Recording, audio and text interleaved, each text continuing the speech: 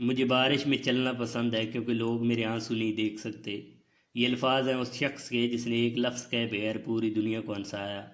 दोस्तों, किसी को हंसाना और खुश रखना दुनिया का सबसे मुश्किल आर्ट है। हमें लगता है जो मूवी और स्टैंड अप में हमें हंसा रहा है इसे क्या ही गम होगा। लेकिन आज हम आपको एक ऐसे शख्स की कहानी सुनाएंगे जिसकी पूरी ज़िंदगी दुखों से भरी रही। जिंदगी तो छोड़िए, इस इंसान की मौत भी एक सनसनी बनी रही। ये वो इंसान है जिसका नाम आते ही लोगों के चेहरों पे हंसी खुद ब खुद आ जाती है। जी हाँ, आज की वीडियो में हम बात करेंगे द ग्रेट चार्ली चैपलन की। दोस्तों, तारीख गवाह है उस वक्त पूरी दुनिया जंग और खून रेजी में लिपटी हुई थी। चारों तरफ तानाशाह की जंगों ने लोगों की जिंदगी तबाह की हुई थी। उस वक्त चार्ली चैपलन ने लोगों को हंसाने के लिए कॉमेडी का सहारा लिया। हमारी कहानी की शुरुआत होती है 16 अगस्त 1989 में, जब चार्ली चैपलन लंदन शहर में पैदा हुए। इनकी माँ एना और बाप चार्ल्स स्पेंसर चैपलन दोनों एक म्यूजिकल हॉल में सिंगर और आर्टिस्ट थे, इसलिए आर्ट के लिए झुकाव चार्ली चैपलन का बचपन से था। चार्ली चैपलन का बचपन इंतहाई मुश्किलात में गुजरा था। इनके कैरियर का आगाज इंतहाई अजीब अंदाज से हुआ था। दोस्तों, एक बार चार्ली चैपलन की माँ स्टेज पर गाना गा रही थी और इसी दौरान इनकी आवाज़ बंद हो गई। हाल में बैठे सभी लोग हंगामा करने लगे और इनकी मां पर जूते चप्पल फेंकने लगे। इस वक्त चार्ली चैपलिन की उम्र सिर्फ 5 साल थी। अपनी मां को बचाने के लिए चार्ली स्टेज पर आ गए और अपनी मां का अधूरा गाना अपनी भोली आवाज़ से गाने लगे। इस मासूम आवाज़ पर पूरा हाल तालियों से गूंज उठा और लोग स्टेज पर सिक्के फेंकने लगे। ये चार्ली चैपलिन की 5 साल की उम्र में पहली कमाई थी। इसी दौरान चार्ली चैपलिन ने ठान लिया कि असल में जो गरीबी इनके दुख का सबब थी वही लोगों को कॉमेडी के तौर पे हंसाती है। फिर पूरी जिंदगी चार्ली चैपलिन ने अपनी फिल्मों में दुख, गरीबी, अकेलेपन और बेरोजगारी को कॉमेडी के रूप में दिखाया और पूरी दुनिया इस पर हंसती रही। लेकिन दोस्तों, चार्ली चैपलिन के बचपन में अभी असल दुख तो बाकी थे।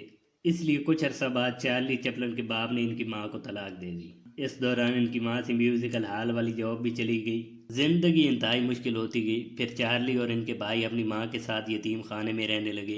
इन्हीं हालात से तंग होकर इनकी मां पागल हो गई, जिसके बाद कोर्ट ने चार्ली और इनके भाई को बाप के पास रहने का हुक्म दिया। चार्ली के बाप ने दूसरी शादी कर ली थी और इनकी सौतेली मां इंतहाई जालिम औरत थी। लेकिन कुछ अरसा बाद चार्ली की मां पागल खाने से ठीक होकर वापस आ गई। चार्ली चैपलिन की जिंदगी में खुशियां जैसे वापस लौटने लगी। चार्ली स्कूल तो जाते थे लेकिन इनका मन पढ़ाई में बिल्कुल नहीं लगता था, क्योंकि इनका तो बस एक ही जुनून था, एक्टर बनना। इसलिए चार्ली ने स्कूल छोड़ दिया और पैसे कमाने के लिए स्टेज शोज करने लगे और रोज़मर्रा की ज़रूरतों को पूरा करने के लिए चार्ली छोटे मोटे काम किया करते थे। बस इनकी ज़िंदगी में एक ही एम बचा था, एक्टर बनना। इसलिए वो रोज़ ब्लैक मोड थिएटर जाया करते थे। इसी दौरान इन पर एक डायरेक्टर की नज़र पड़ी जो उसी वक्त चार्ली चैपलिन की एक्टिंग टैलेंट को समझ गए। अब इस डायरेक्टर के जरिए चार्ली की मुलाकात हुई हैमिल्टन से, जिसने इनको शेरलॉक होम्स में एक रोल करने को कहा। अब चार्ली को पढ़ना तो आता नहीं था, इसलिए उन्होंने डायलॉग याद करना शुरू कर दिए। शेरलॉक होम्स सीरीज में काम करके चार्ली ने बहुत शोहरत कमाई, लेकिन इनकी जिंदगी के सितारे अभी तक गर्दिश में थे। चार्ली 5 फुट 5 इंच छोटे कद वाले और दुबले पतले इंसान थे। चार्ली पर एक दौर ये भी आया कि इन पर रूसी एजेंट होने का ब्लेम लगाया गया। 10 साल तक अमेरिका और मीडिया चार्ली के लिए आफत बने रहे। इनकी फिल्म लाइमलाइट जो 1952 में रिलीज हुई थी, इसको अमेरिका में बैन कर दिया गया था। उस वक्त सनतकार मजदूरों से गुलामों वाला सलूक किया करते थे, जिसके खिलाफ बोलने पर चार्ली अमेरिका का दुश्मन बन गया था। हालांकि चार्ली को अमेरिका से बहुत लगाव था। उन्होंने पहली शादी भी अमेरिका में की थी, लेकिन अमेरिका की बेरुखी से चार्ली अंदर से टूट गए और वो अपनी बीवी के साथ स्विट्जरलैंड में जा बसे। एक लफ्ज़ कहे बगैर पूरी दुनिया को हंसाने वाले शख्स ने गरीबी से निकलकर इतना पैसा कमाया था कि वो एक वक्त अमेरिका के सदर से भी ज़्यादा अमीर था। वहाँ स्विट्जरलैंड में चार्ली की मुलाकात जवाहरलाल नेहरू और इनकी बेटी इंदिरा से हुई थी। चार्ली चैपलिन अपनी किताब में लिखते हैं कि वो उस वक्त महात्मा गांधी के ख्यालात से इतफाक़ करते थे, इसलिए वो ख़ास तौर पर लंदन गांधी जी से मिलने गए थे। 1940 में द ग्रेट डिक्टेटर फिल्म पर इनको बेस्ट एक्टर का अवार्ड मिला था। अमेरिका दुश्मनी की वजह से इतने बड़े एक्टर होने के बावजूद भी इन्हें कभी ऑस्कर अवार्ड नहीं मिला। दोस्तों, उस वक्त से आज तक ये लोगों के पसंदीदा एक्टर हैं। लोग आज तक इनसे सीख रहे हैं। दुनिया के सबसे बड़े साइंसदान अल्बर्ट आइंस्टाइन इनके बहुत बड़े फ़ैन थे। एक मुलाकात में आइंस्टाइन ने कहा कि मैं हैरान हूँ आपकी एक्टिंग से। आप एक लफ्ज़ तक नहीं कहते फिर भी पूरी दुनिया हंसती है। जिसके जवाब में चार्ली ने कहा कि हाँ ये सच है, लेकिन आप अपनी थ्योरी लोगों को बताते हैं, लोग तारीफ करते हैं लेकिन समझ फिर भी नहीं आती।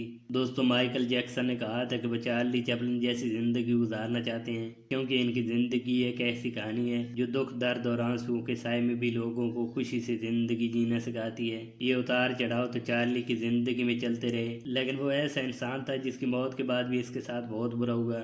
12 दिसंबर 1977 को चार्ली चैपलिन की मौत हो गई थी, जिसके बाद इनको स्विट्जरलैंड में दफना दिया गया था।